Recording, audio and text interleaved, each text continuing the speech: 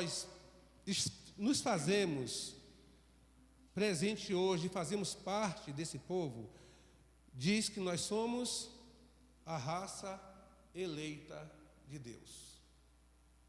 Nós somos a raça eleita de Deus. Igreja alguma na face da terra tem direito de usar esse texto bíblico para eles, a não ser a Igreja Adventista do Sétimo Dia. Por quê? Nós somos a raça eleita, mas não por sermos a raça eleita.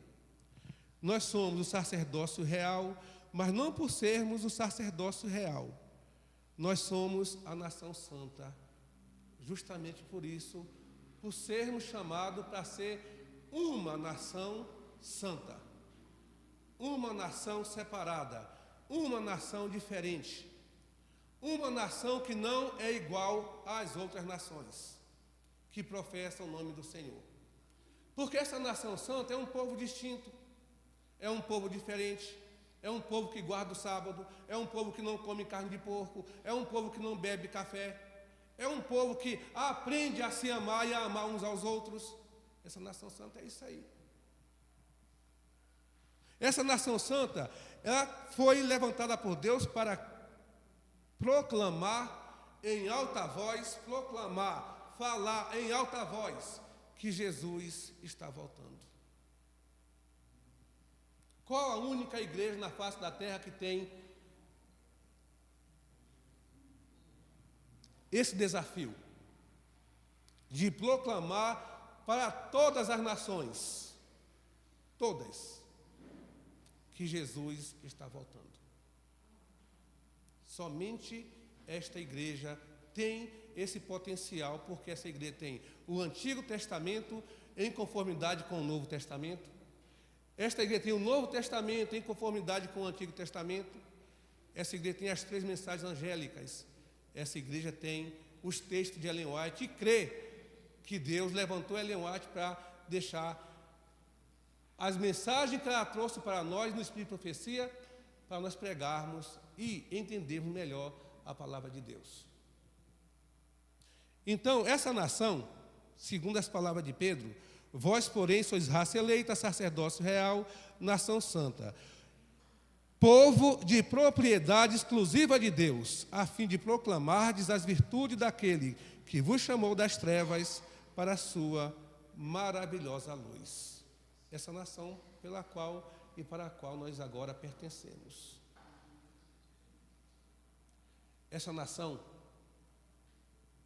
tem o chamado, mas a Bíblia diz que muitos são os chamados, mas poucos são os escolhidos. O nosso desafio é fazer parte dessa nação e estar entre os escolhidos de Deus. Ellen White compara os escolhidos de Deus lá no livro Educação, na página 100, ela compara assim: quando você tira 1 litro de leite e põe esse litro de leite para ferver, sobe e fica nas bordas da chaleira algo muito importante, a nata. Você vê, 1 litro de leite, sobe a nata depois de fervido. Essa nata é a maior parte ou é a menor parte? É isso aí, gente. A menor parte é o remanescente de Deus, desta igreja. Então, nossos desafios é estar entre os remanescentes, porque ele vai falar que o remanescente é que será salvo. Bacana?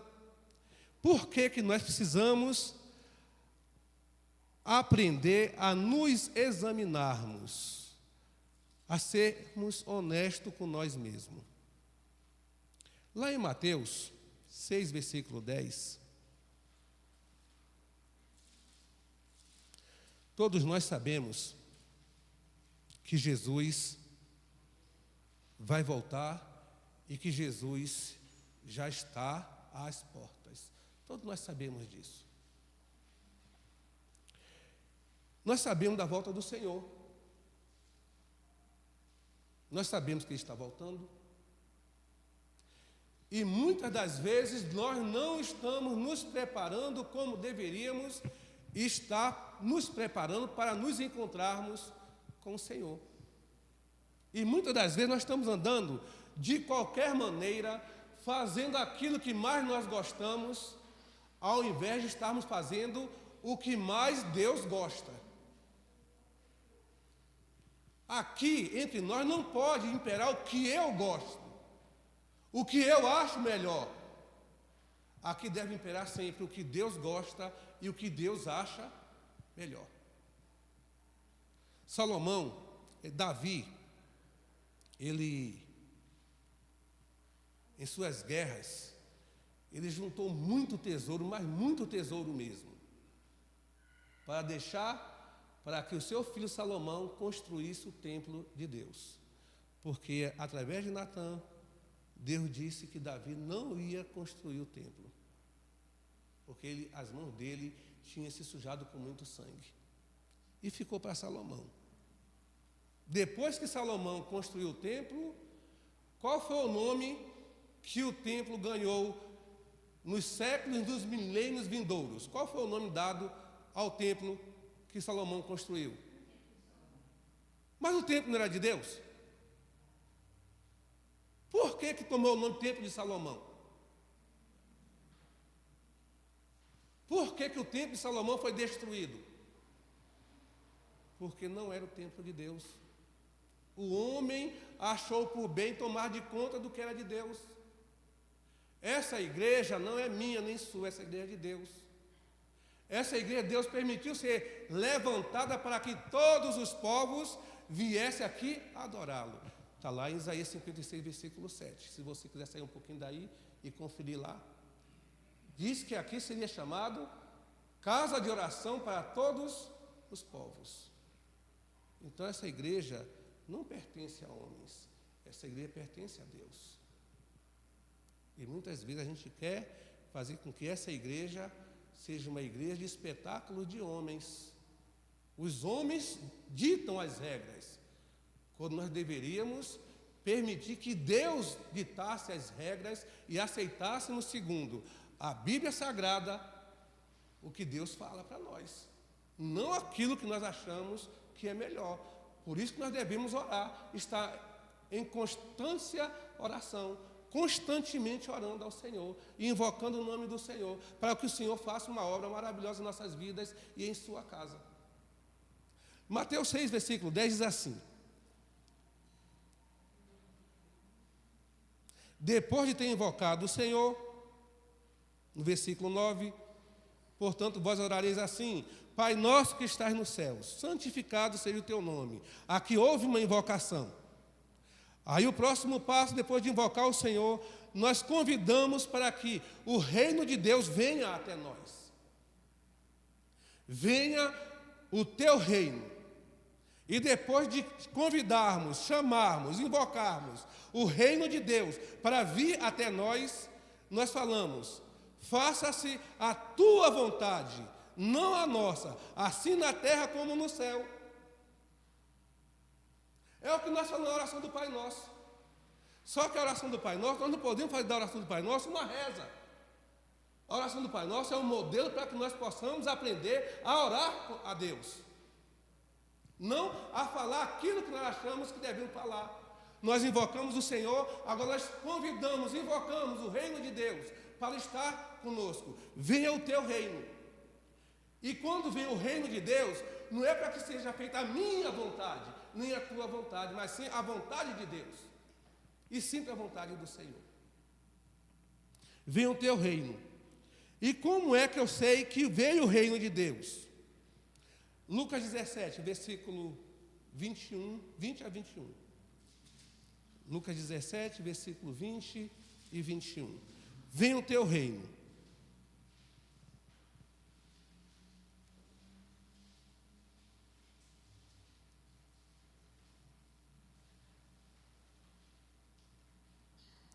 O que acontece conosco quando nós invocamos o reino de Deus para vir até nós?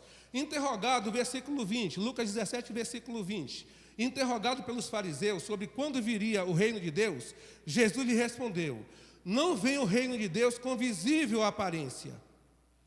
Nem dirão, ei-lo aqui ou lá está, porque o reino de Deus está aqui, gente, está dentro de nós. Se você for até 1 Coríntios, ouvindo as palavras do apóstolo Paulo, capítulo 3, versículos 16 e 17, Deus quer fazer do nosso corpo o seu templo. Ele quer habitar em nós. Ele quer fazer morada em nós. Interrogado pelos fariseus sobre quando viria o reino de Deus, Jesus lhes respondeu, não vem o reino de Deus com visível aparência. Aparentemente o reino de Deus não se vê aqui, mas se vê em nós quando nós agimos, quando nós falamos, quando nós sorrimos, quando nós abraçamos o irmão, quando nós acolhemos o irmão, quando nós damos um feliz sábado, uma boa noite, aquela gratidão e transmitimos para o irmão. Assim que nós conseguimos ver o reino de Deus. Que mudança Deus tem feito nesse povo. Como esse povo é diferente. Puxa vida, eu vou querer também conhecer o Deus que esse povo serve, porque eles são diferentes. Vocês veem como é que eles conseguem nos tratar? Povo bom, sorridente, alegre, conhece a Bíblia. A Bíblia, nós não estudamos para discutir opiniões, não. A Bíblia nós estudamos para permitir que Deus faça uma mudança em nossas vidas. Porque Jesus foi interrogado pelos fariseus e ele respondeu, como diz aqui, interrogado pelos fariseus sobre quando viria o reino de Deus. Jesus lhes respondeu, não vem o reino de Deus com visível aparência. Nem dirão, ei-lo aqui ou lá está, porque o reino de Deus está dentro de nós, gente. Dentro de nós. Agora, dá um pulinho lá em Romanos 14, versículo 17. Dá um pulinho lá. Olha as bênçãos maravilhosas quando nós permitimos que o reino de Deus seja introduzido dentro de nós. Romanos 14, versículo 17. Quando nós permitimos que o Espírito Santo, esse que quer habitar em nós, esse que veio comissionado por Deus para nos convencer do pecado, que somos pecadores, que vamos todos passar pelo juízo, que temos todos que nos tornar justos. Olha o que diz, quando o Espírito Santo se encarrega de nossas vidas, nós permitimos que Ele tome de conta do nosso ser, porque o reino de Deus não é comida, o reino de Deus não é bebida, mas o reino de Deus é justiça, paz e alegria no Espírito Santo. Alegria. Isso é o reino de Deus em nossas vidas. Para que você tem estudado a Bíblia? Para que você tem estudado a Bíblia? Você estuda a Bíblia para discutir opinião? Não estuda, não. Você estuda a Bíblia para debater opiniões? Não debata, não. Estude a Bíblia para você absorver o que é de bom, absorver o que é o reino de Deus e se permitir que o Espírito Santo cumpra a missão que Ele veio fazer em nós, nos convencer. Para que você usa esse livro sagrado? Para quê? Se esse livro sagrado não fizer, mediante o Espírito Santo, uma mudança em nossas vidas, olha, toda a nossa jornada aqui é em vão. Vai chegar um momento, eu não ia nesse texto, mas vou um pouquinho nesse texto, Mateus capítulo 25, versículo 13, versículo 12 e 13. Vamos ler o versículo 11, 12 e 13, tá bom? Mais tarde, chegaram, 25, versículo 11, 12 e 13. Mais tarde, chegaram as virgens nécias, clamando, Senhor, Senhor, abre-nos a porta, Senhor. Mas Jesus respondeu, em verdade vos digo que não vos conheço. Para que você estuda a Bíblia? Você tem certeza que Jesus está voltando? Eu tenho. E tenho procurado passar para o meu pessoal. Nós temos a certeza que Jesus está voltando. E o que eu tenho procurado passar para eles é que nós temos que nos preparar para a volta do Senhor. Nós temos que já estar preparados para a volta do Senhor, porque nós não sabemos o daqui a pouco. Que é a nossa vida, como disse Tiago? É como a neblina, que hoje nasce e daqui a pouco se dissipa. Tiago 4,14. Por um momento nós estamos aqui, pode ser que amanhã nós não estejamos aqui. Que é a nossa vida? Nós não temos que estar mais nos preparando para a volta do Senhor. Nós temos que estar, com o conhecimento que nós temos que já estar preparados para a volta do Senhor. Porque a qualquer momento que Ele vir, nós vamos ser abençoados por Ele. Porque nós já estamos preparados. Por que é importante? Mateus 6, versículo 10, entender sobre o reino de Deus. Primeiro, o reino de Deus não é comida nem bebida, mas paz. Paz, justiça e muita alegria no Espírito Santo. Isso quer dizer que nós deveríamos ser um povo alegre. Não um povo feliz. A felicidade passa, a alegria é eterna, porque ela vem de Deus. Nós precisamos aprender, no versículo 10, que quando convidamos que o Espírito Santo venha até nós, já não é mais da maneira que eu quero agora, é da maneira de Deus. Porque o próximo passo é que nós permitamos que a vontade de Deus possa ser feita em nossas vidas. Faça-se a tua vontade, assim na terra como no céu. Por que é importante nós estarmos nos examinando dia a dia quanto aos nossos procedimentos em relação a tudo que nós fazemos? Porque tudo que nós fazemos, nosso anjo relator, ele relata e leva para o Pai. Tudo que nós pensamos, o Espírito Santo pega e leva para Jesus. Jesus vai até o Pai interceder por nós. Mas os anjos, eles são imparciais, eles não negociam com a gente. Aquilo que você faz, alguém está anotando. Isso quer dizer que aquilo que eu faço, tudo que eu faço, chega na presença de Deus. Para que você tem um celular? Eu tenho um celular, eu uso meu celular, e é interessante, estava até comentando com o Márcio agora há pouco, eu uso meu celular, sempre quando eu termino uma postagem, eu falo assim, Deus te abençoe. Para que você usa um telefone celular?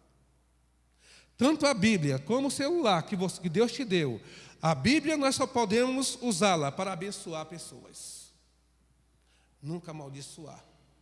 Porque Deus disse a Abraão, sê tu uma bênção, Abraão. Eu vou abençoar os que te abençoarem.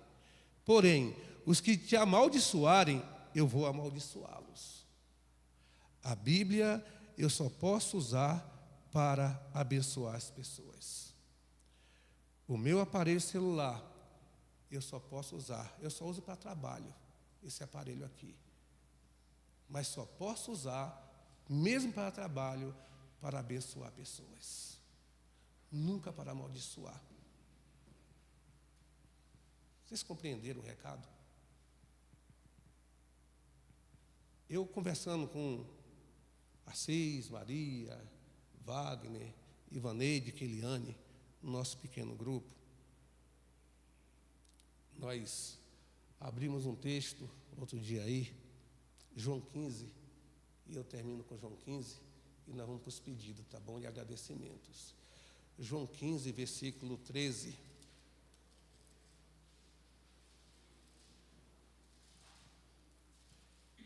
João 15, versículo 13, 14 e 15.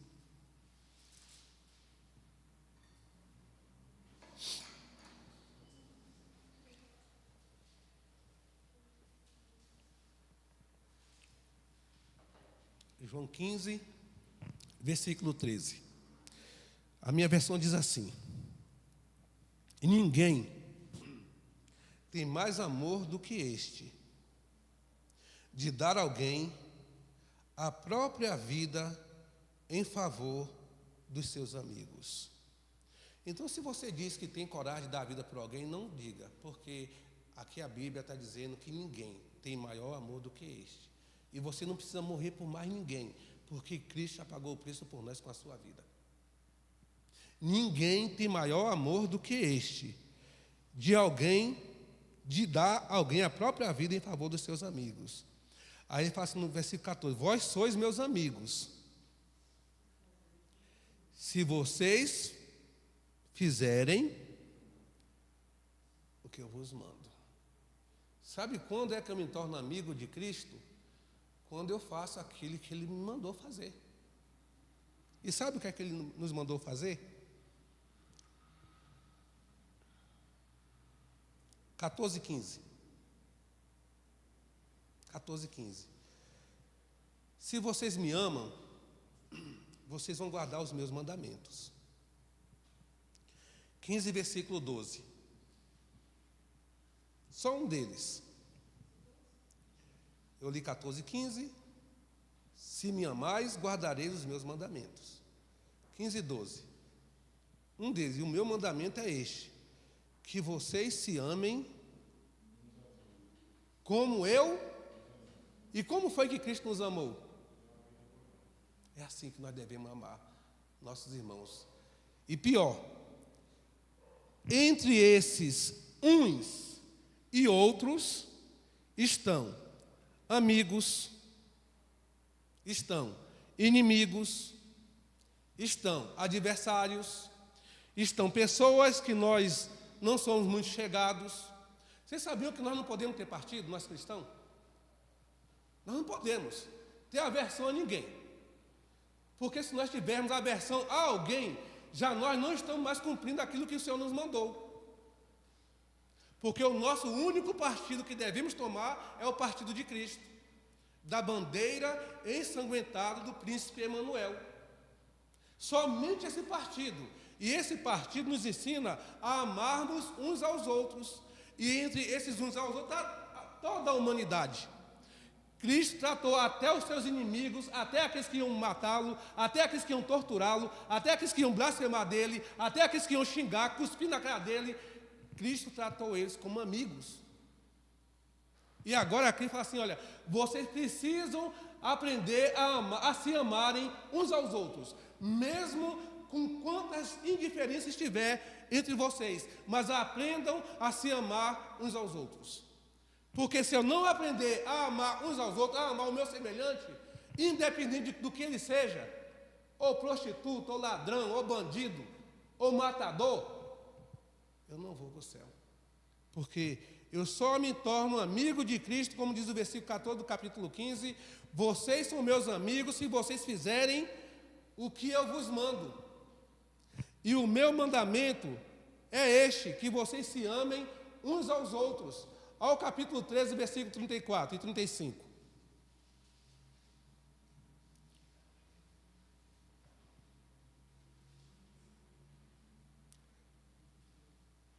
Se já era difícil os 10, agora ele piora um pouquinho mais a situação.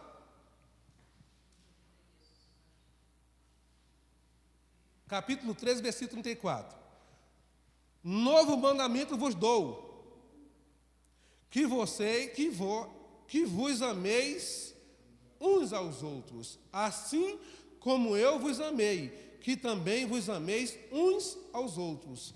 Nisto conhecerão todos que sois meus discípulos, se tiverdes amor uns. Inimigo de Cristo vai para o céu? Então eu tenho que aprender a conviver com os meus irmãos. E aprender a amá-los independente do que eles são. É isso aí. A Bíblia diz em Tiago 4, versículo 4, que os inimigos de Deus não vão ser salvos, não vão para o céu. Então, para que eu possa me tornar amigo de Deus, eu preciso aprender a amar o meu semelhante. Quem vai ser o primeiro a fazer o seu pedido? Hora dos pedidos, e agradecimentos e testemunho. Quem vai ser o primeiro? Por favor, Márcio. Eu agradeço Deus ter me ajudado aqui. Amém, Márcio.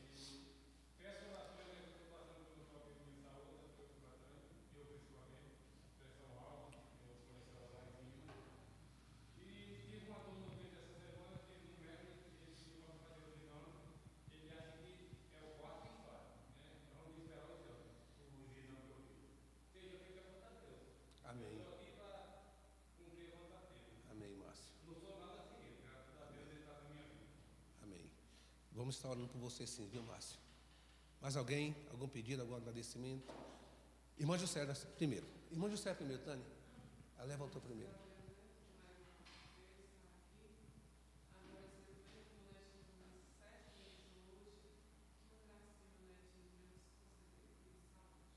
Amém.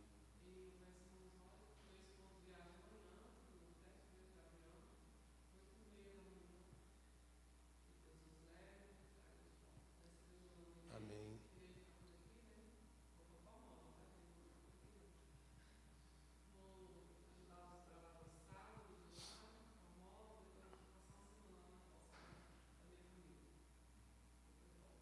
Amém.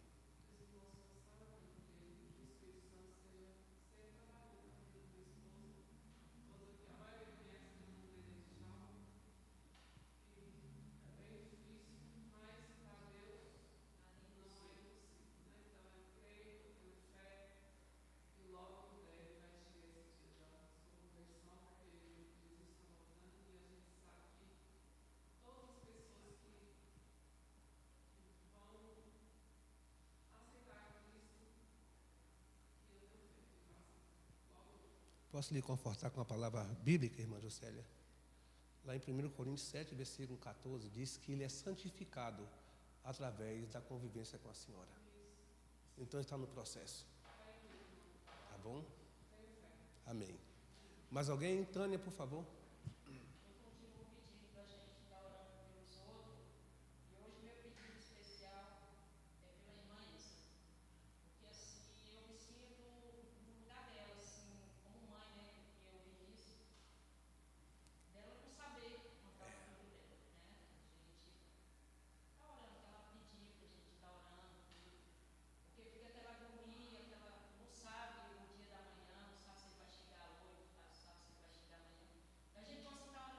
É uma tensão, né?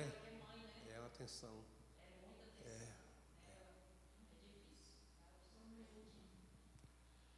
Mais alguém? Algum pedido, algum agradecimento? Um testemunho que queira dar? Tranquilo? Eu também quero orar pela nossa igreja, viu, gente? Quero orar por vocês. Quero pedir que vocês orem pela igreja, para que Deus imprima tudo isso que aqui nós estudamos nos corações de cada um dos membros que faz parte do rol de membro da nossa igreja sede. Esse é meu pedido, esta é a minha oração, tá bom? Vamos dobrar nossos joelhos?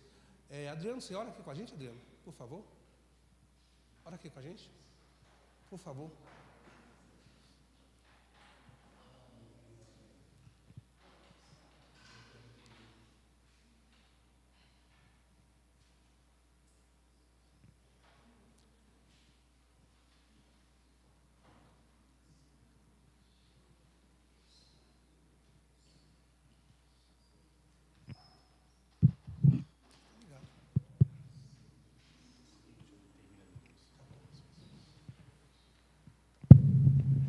Vamos ficar de joelhos para falar com o nosso Deus.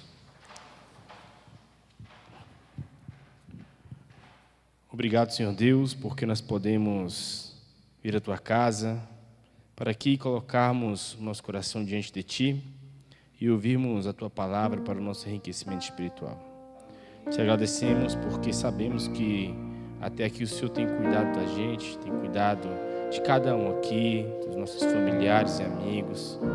Sabes e conhece o coração de cada pessoa, as lutas que nós estamos tendo, enfrentando, mas sabemos que podemos ser vencedores porque Cristo venceu por nós. Que a nossa vida possa ser transformada a cada dia, para que possamos ser mais semelhantes a Cristo, possamos imprimir o seu amor em nosso coração, para que possamos amar as outras pessoas que nos rodeiam. Cuide, Senhor, do nosso amigo Júnior.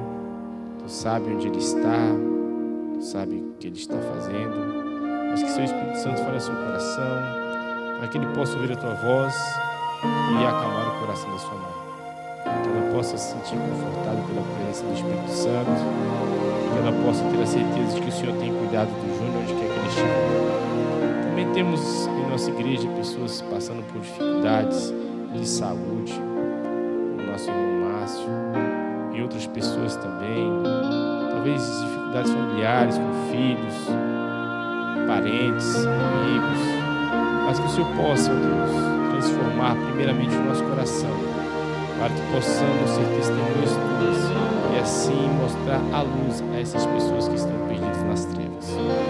Dá-nos um bom restante de semana, que Teu Espírito Santo nos acompanhe, que os anjos acampem ao nosso redor e que Jesus esteja no nosso coração, porque Ele é bem-vindo em nossa vida, em nome de Jesus.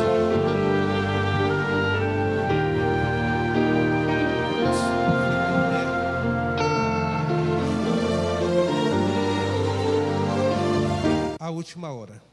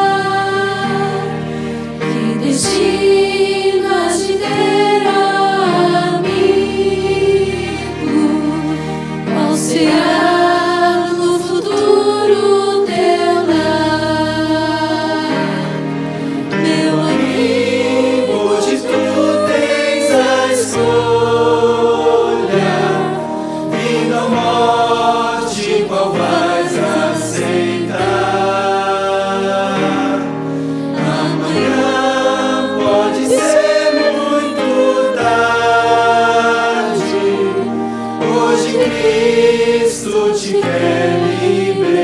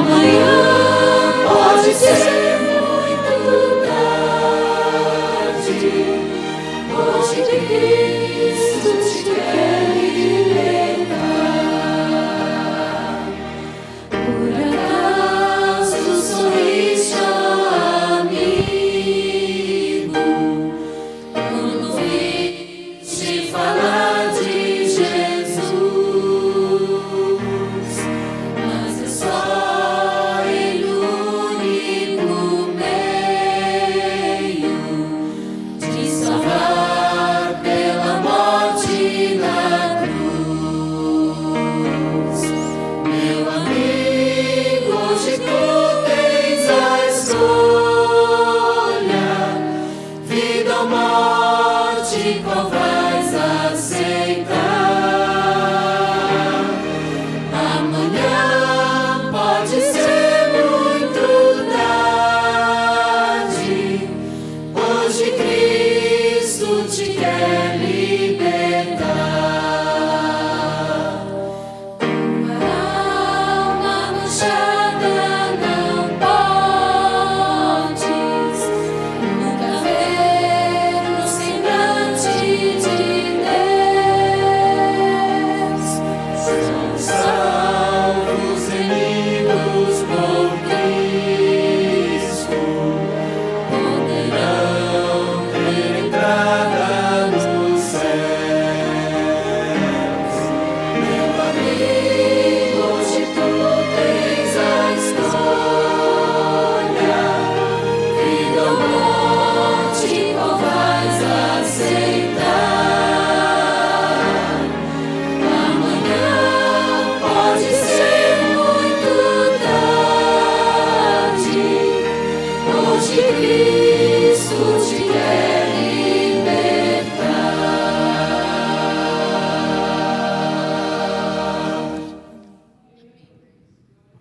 Oremos. Pai Santo, te agradecemos pela noite confortável que o Senhor tem nos dado, ao nos trazer em paz para te adorar em tua casa, e assim queremos continuar na tua presença, Senhor.